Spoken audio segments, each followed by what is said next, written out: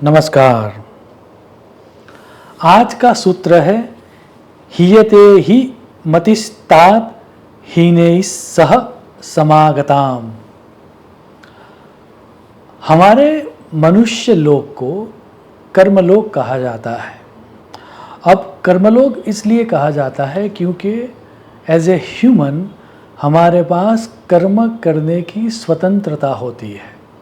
अब कर्म करने की क्योंकि हमारे पास स्वतंत्रता है, इसीलिए जब हम जी रहे हैं तब इस लोक में या फिर जब हम नहीं रहेंगे तब परलोक में किस तरह का फल हमें मिलेगा, वो फल भी कर्म के द्वारा ही डिटरमाइन किया जाता है। सो कुल मिला के जैसा कर्म होगा वैसा ही फल हमें मिलेगा। यह कर्म फल का सिद्धांत है। तो अब सवाल जगेगा कि कौन सा कर्म हम करेंगे, वो कौन डिटरमाइन करेगा।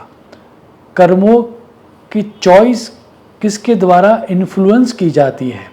तो शास्त्र ये कहता है कि कर्म को इन्फ्लुएंस करने का काम हमारा मन करता है, और इसीलिए हमारी जाति को मनुष्य जाति कहा जाता है, क्योंकि मन के द्वारा हम कर्म को चूज़ करते हैं। अब हमारे मन में तो कई तरह के थॉट्स आते हैं, और शास्त्र तो ये कहता है कि करोड़ों की संख्या में थॉट्स आते हैं, लेकिन कौन से थॉट को हम ज़्यादा प्रधानता देंगे, कौन से थॉट को हम ये मान के चलेंगे कि इसी को फॉलो करना है, वो डिटरमाइन करने का काम निश्चयात्मक का बुद्धि करती है। किस थॉट को हमें निश्चय पूर्वक पकड़ना है, वह दिखाने का काम बुद्धि करती है। सो कुल मिला के बात ये हो गई कि हमारी बुद्धि, जिसको शास्त्र में मति कहा गया है, वह डिटरमाइन करेगी हमारी गति को।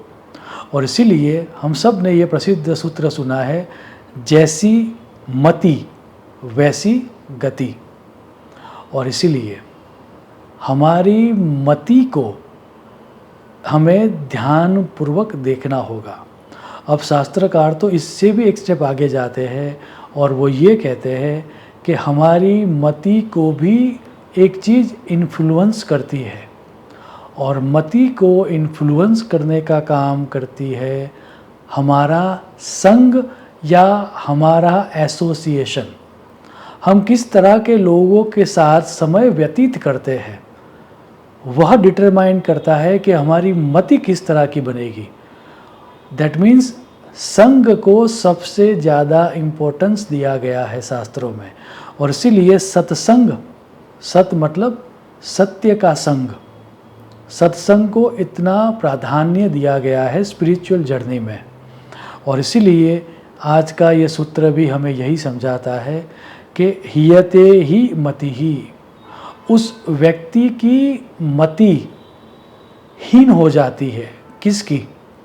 जो हीन या लोअर थिंकिंग या नेगेटिव थिंकिंग लोगों के साथ एसोसिएशन रखता है, जो नेगेटिव थिंकिंग वाले लोगों के साथ घूमता फिरता है, उनका संग करता है, उस व्यक्ति की मति भी आगे जाके हीन ही हो जाती है।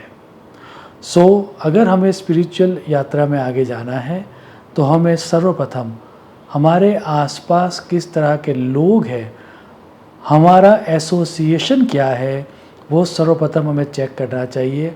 अगर हम हमारे एसोसिएशन को रेक्टिफाई कर लेंगे तो जीवन में स्पिरिचुअल प्रोग्रेस को प्राप्त कर पाएंगे। शुभम भवतु। प्रणाम।